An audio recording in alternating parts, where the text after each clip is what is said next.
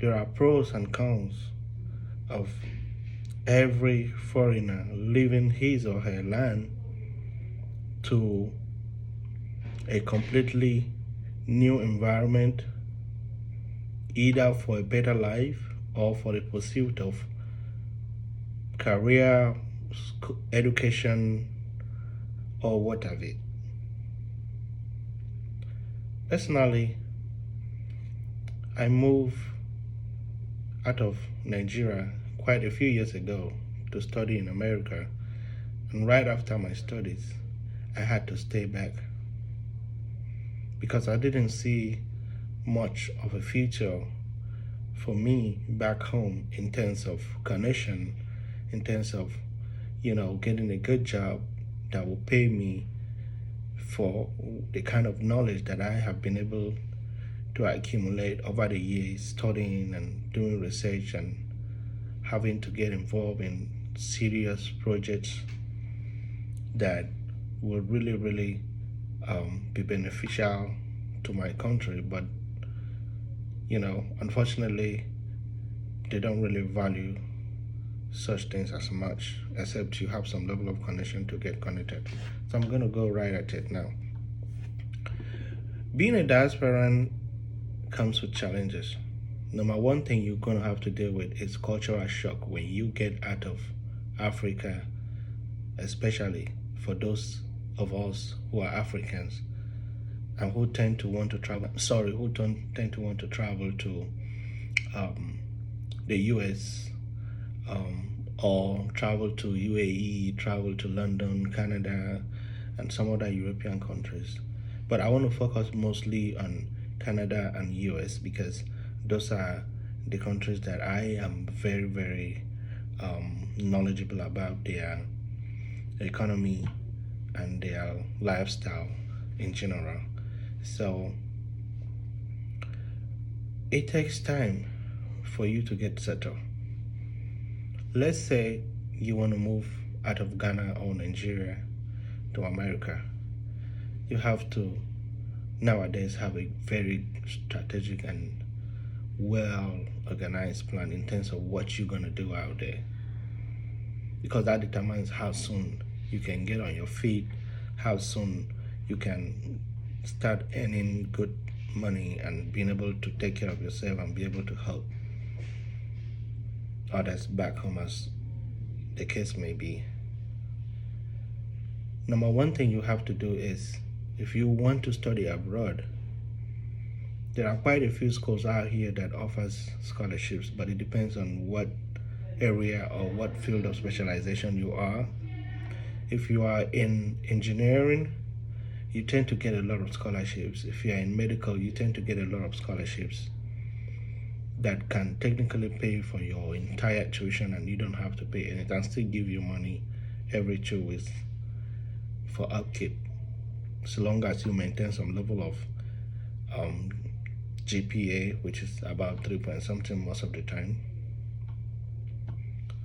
You will be just fine. The other aspect of it is, when you're looking for the admission, first and foremost, you have to make sure that you look for some schools that do have scholarships.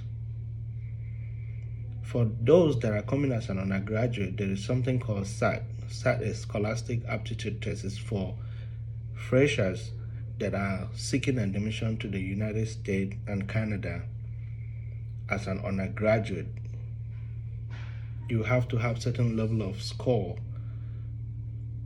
to prove that you are academically competent to withstand the academic pressure in Western world, you coming from an underdeveloped world or from a different country. And once you do well in that SAT, you tend to get more scholarships.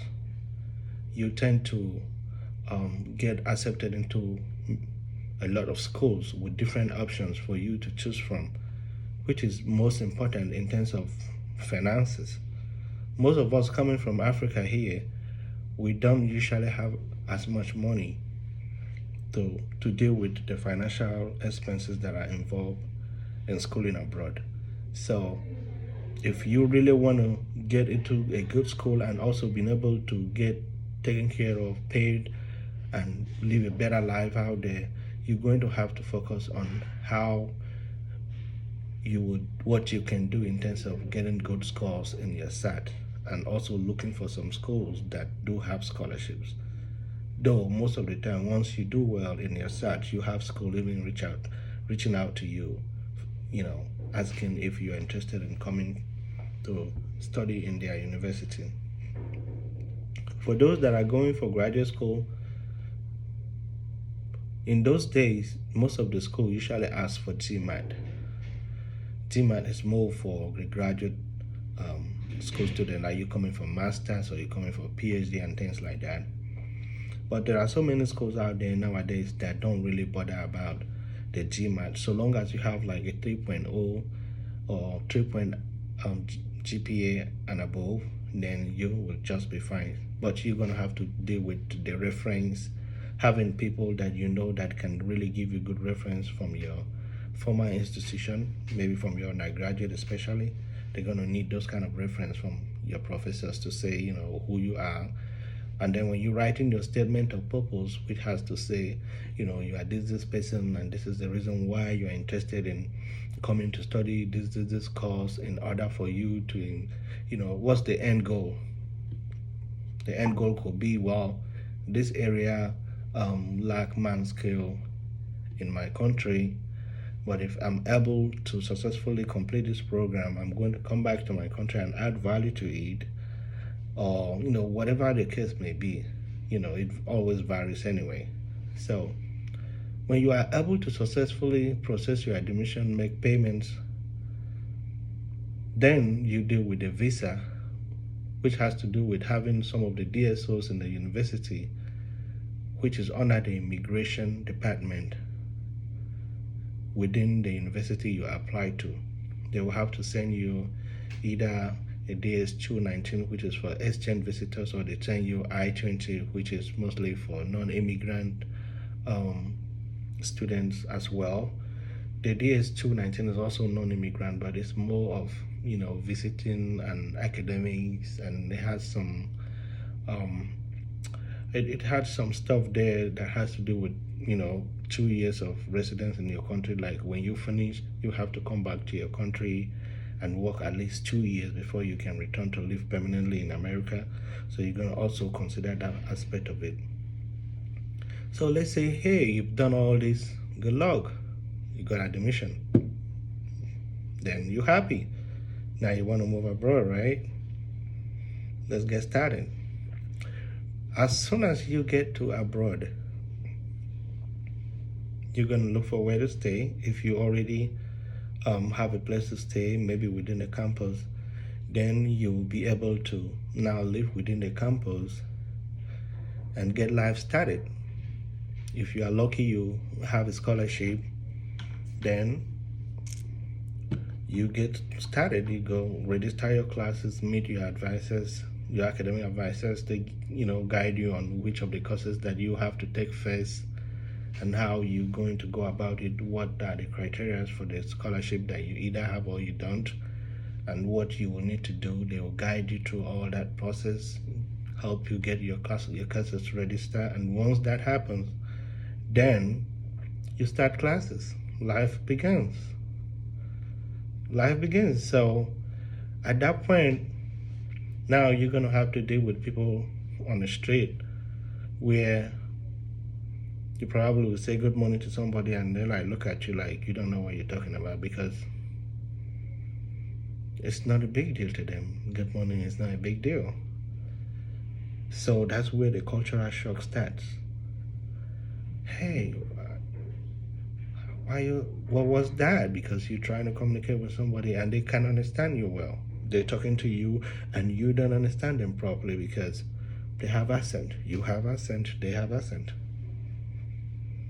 Now, you're going to have to pay very close attention and listen very well in order for you to get what they are saying. That means that you listen to them, look at them, eyeball, read their mouth, sometimes if you kill their lips, sometimes if you can, to really get the message.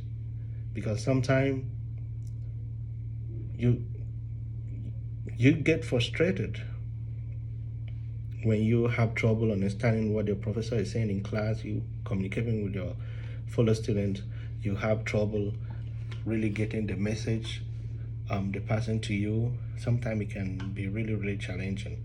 So you have to really get your mind psychologically prepared to face the issue head on, just so you don't get discouraged or eventually depressed within the campus, because you're going to feel some level of loneliness at some point, because you most likely have left home, you have a bunch of friends, family you can talk to, and then suddenly you find yourself in a place where people can't even say good morning to you, or when you say good morning to them, some of them barely will respond.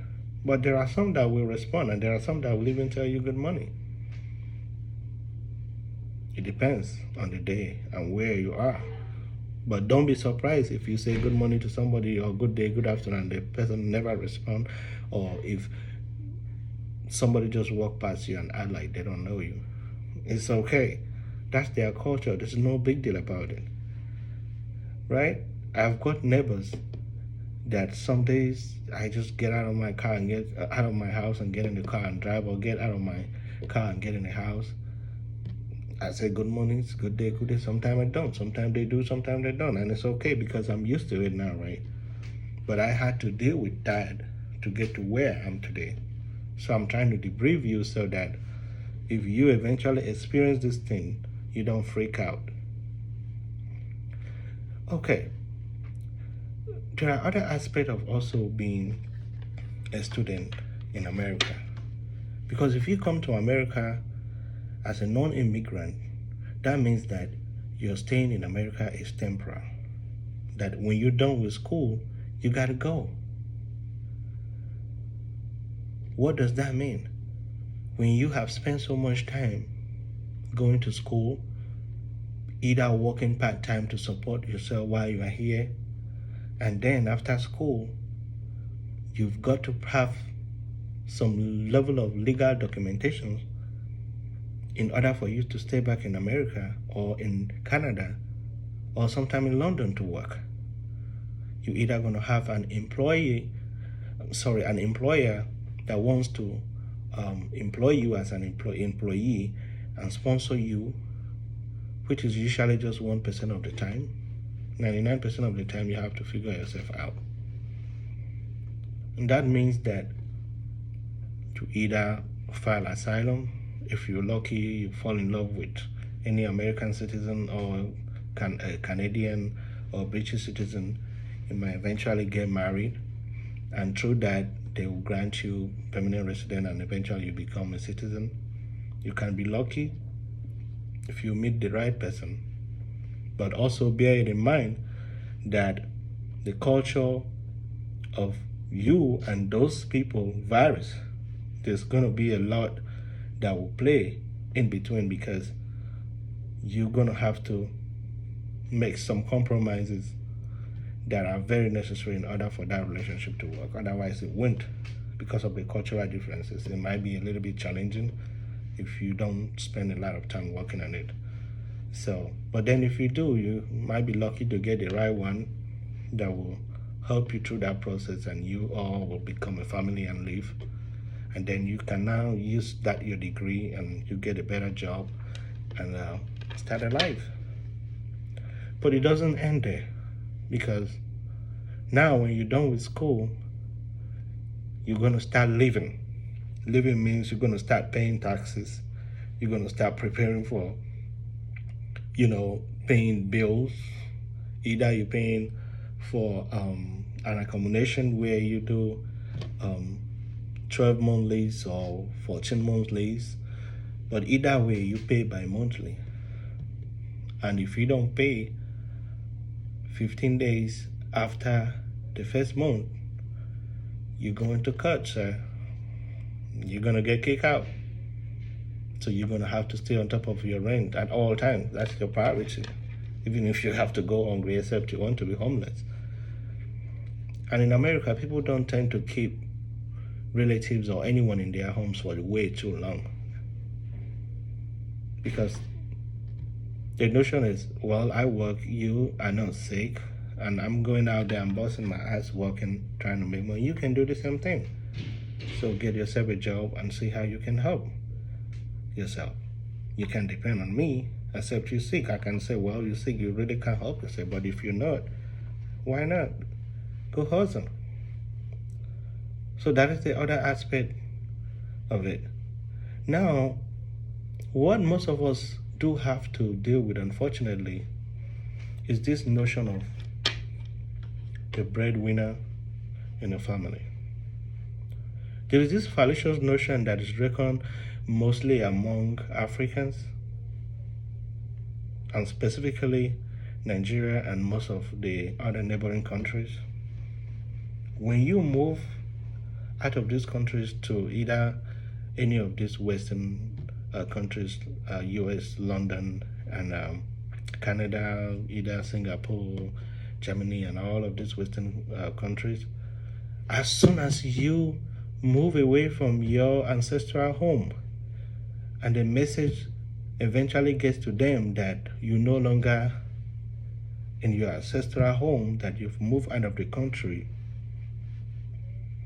now everyone will start reckoning with this notion that, oh, well, you're lucky, you've been favored.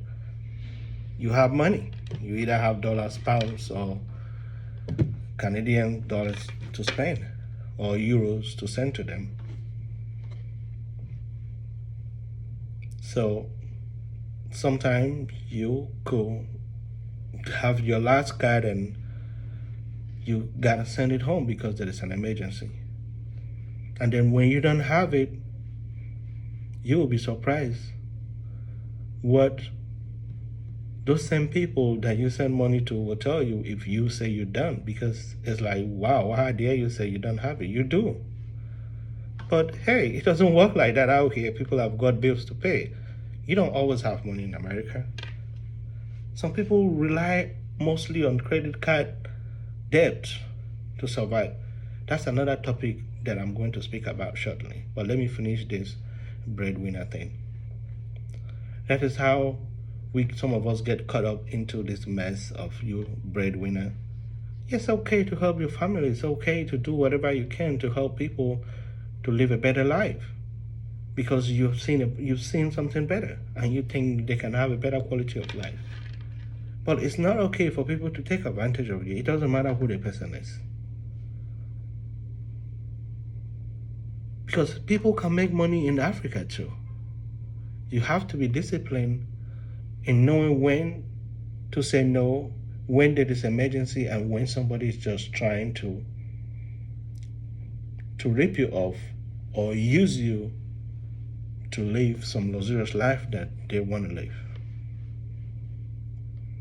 So you're going to really take some time to think through it, because at the end of the day, you've got to take care of yourself to stay alive in order for you to help the next person. Because if you don't, and something happens to you, you lose and they lose, because you've trained them to be your dependents or your dependents. So it's better, there is a saying that teach somebody how to fish than not to fish for them.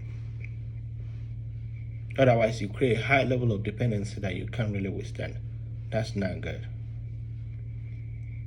The aspect of struggles that some of the diasporans had to deal with out here has a lot to do with even racism, lack of proper orientation when they come out here, and lack of education. Some, as soon as they get here, they are able to eventually get a social security card through maybe a tax ID or something. Before you know it, the credit card company will start sending you a credit card of $500, $1,000, $200, $500.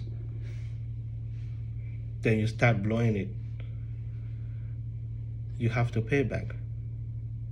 And you're paying back with 20-30% interest on monthly basis.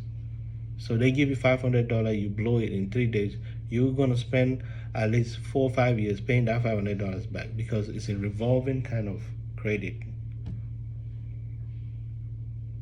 So you're going to have to think twice to say, do I really need this credit card or not? What can I do to really leverage my skills that will help me make more money so I don't have to depend on debt?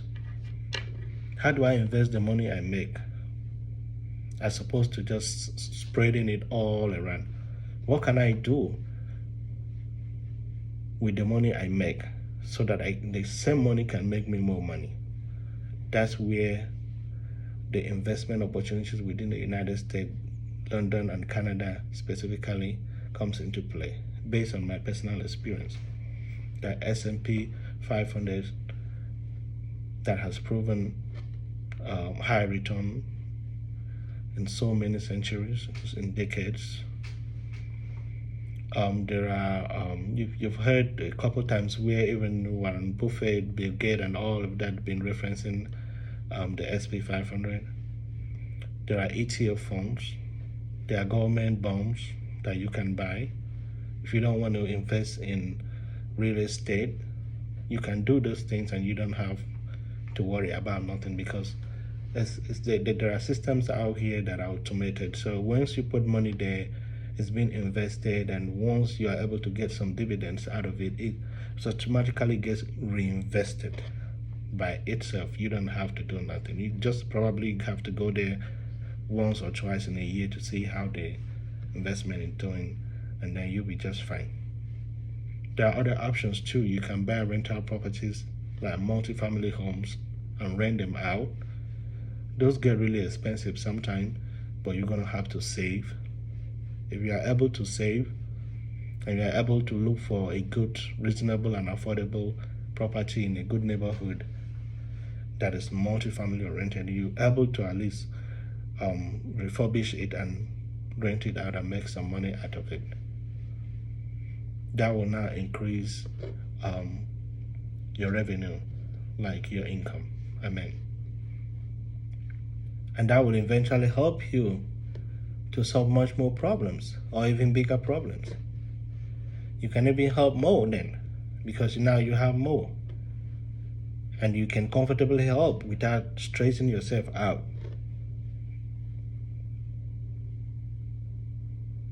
Think about it. We will continue this conversation next time, but it's going to really revolve much more on some great courses that are very marketable out here, ranging from cybersecurity and the rest, which I studied myself, and it has done me a lot of favor. I would love to introduce you to it. Any of you that wants to know more, let me know. I can put you through.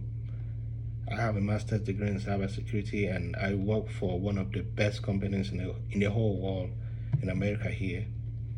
As a cybersecurity analyst and a consultant. And that has done me well too. Cybersecurity on its own is very broad, but there are some specific areas that you can concentrate on, and they will do you good too. One love. Talk to you next time. Bye-bye.